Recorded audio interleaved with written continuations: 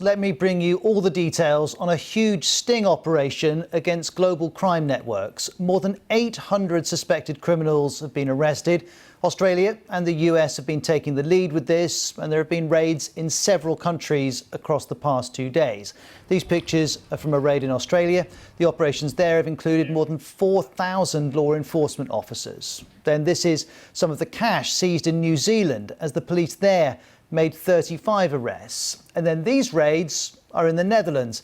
The suspects were tracked when they used what they thought were phones that couldn't be intercepted, but the network they were using was in fact being run by the FBI. The Americans then shared what they learned with counterparts around the world, and this international operation followed. Here are some of the officials who were involved. For 9 months, we have been receiving intelligence to build criminal cases. And we have also had information that has helped us to prevent more than 10 planned murders within Sweden. And for the first time in many years, we have seen a decrease in shootings and explosions in Sweden. By now, the police in the Netherlands has arrested 49 suspects and dismantled 25 drugs locations regarding production, storage and tableting locations. The police also seized large quantities of drugs, 8 firearms and 2.3 million euros. As well as arrests and the confiscation of assets, the captured data has given the AFP evidence and unique insights into how organised crime works in Australia and internationally. Well, next let's hear from the organisation at the heart of this, the FBI. Not only have we heard about the number of arrests and the number of seizures, but there were over 100 threats to life that were mitigated. And to give you an idea of the magnitude of our penetration, we were able to actually see photographs of hundreds of tons of cocaine that were concealed in shipments of fruit. We were able to see hundreds of kilos of cocaine that were concealed in canned goods. The success of Operation Trojan Shield is a result of tremendous innovation, dedication, and unprecedented international collaboration. And the results are staggering. Well, let's learn more about those results. This operation was coordinated from San Diego, and this is the attorney for Southern California. Grand totals for the entire investigation include 800 arrests and seizures of more than 8 tons of cocaine, 22 tons of marijuana, 2 tons of methamphetamine and amphetamine, 6 tons of precursor chemicals, 250 firearms, and more than 48 million in various worldwide currencies. And key to all of this is the evidence obtained through those messages sent on what the suspects thought were secure phones. Well, for more on that, let's hear the European perspective. This is the European crime agency, Europol. More than 12,000 encrypted devices used by more than 300 criminal syndicates operating in more than 100 countries. More than 27 million messages obtained and reviewed over 18 months. Well, this is how the authorities gained access to these messages. The suspects used what they thought were special phones. They only used a service called ANOM, but that service was created by the FBI. We believe these phones have no email, no calls, no GPS. They could only message other ANOM phones, and they could only be bought on the black market, costing around $2,000. In order to use these phones, even if you had one, you needed a code from an existing user as well. And it seems these phones became popular. The Chief Constable of the Dutch police explains this part of the story. Up to the present moment, thousands of criminal users wrongly believe themselves to be unobserved in their communication via this service. Eventually, hundreds of criminal organizations were using this platform. It has a good reputation among criminals. They mutually promoted it as the platform you should use for its absolute reliability. but nothing was further from the truth.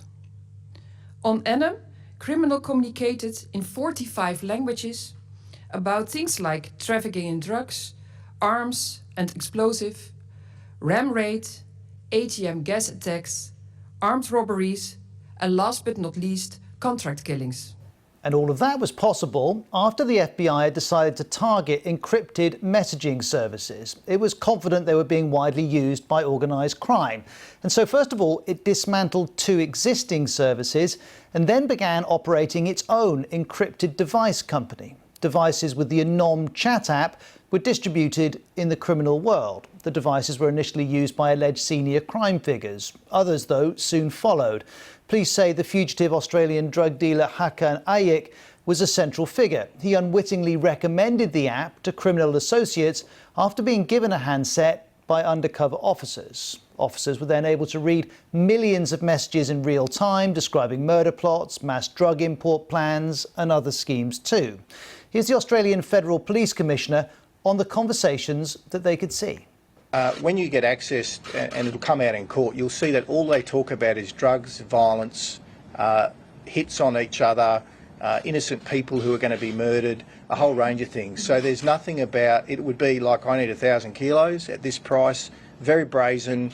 We haven't seen it done like that. No attempt to hide behind any sort of codified kind of conversations. And so this appears to be a very significant outcome for the FBI. Here's the BBC security correspondent Gordon Carrera with more on how the FBI started to use this technology. They were looking at secure communications networks. They bust one group. Then they recruited an undercover informant who was working on a new device to provide secure communications for criminals. And he basically offered it to the FBI, and they took it over, this ANOM device, and basically ran it.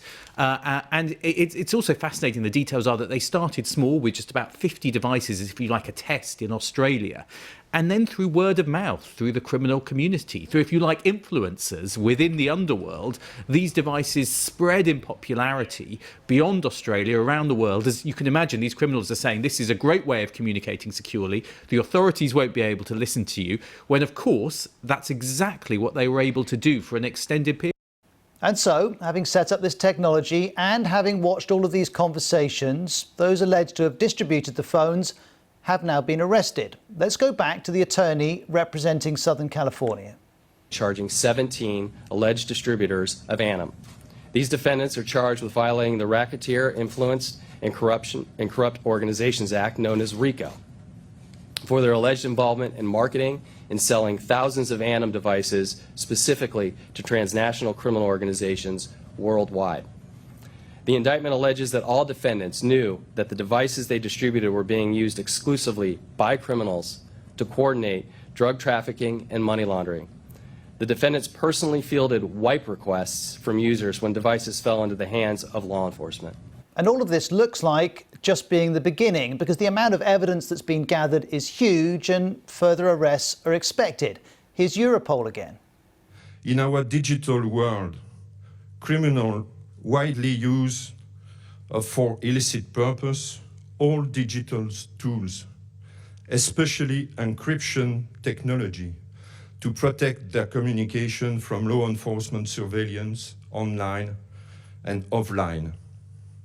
An unprecedented amount of information and messages have been gathered in the free operation EncroChat SkyCC and now OTF Greenlight Operation Trojan Shield, which will give an international law enforcement community exceptional insight into the criminal landscape and will provide spin-off investigations.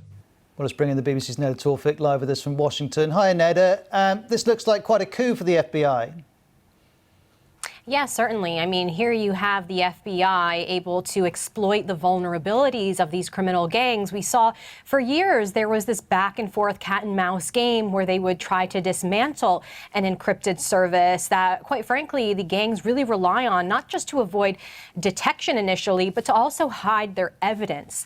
And so here you have the FBI who successfully infiltrated these groups, gained their trust in this ANOM software, and then was able to to, through international cooperation, international agreements, cast a very wide net and, not just disrupt drug imports, but murder plots. They even found 6 law enforcement officers who have now been arrested through the evidence they gained from this, charged with corruption. And as you were describing there, some of this evidence really brazen, taking pictures of the fruit and fish and tuna cans with the evidence of drugs and narcotics there. So the FBI has certainly been using this years-long effort to really try to hit back at criminal gangs who think there is a bit of anonymity and success in using these encryption services. The message for them is you can't now trust them, despite the fact that you were able to hide behind them for so long.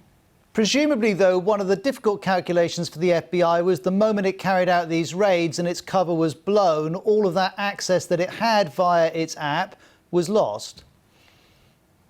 Yeah, and certainly that is one of the key points, right? We talk about the evolving nature of these cyber crimes and the technology. I mean, on one hand, it's great that there is developing technology to protect you and I when we use software to protect our security, our communications. On the other hand, it does allow criminal networks to also use new ways to evade the FBI.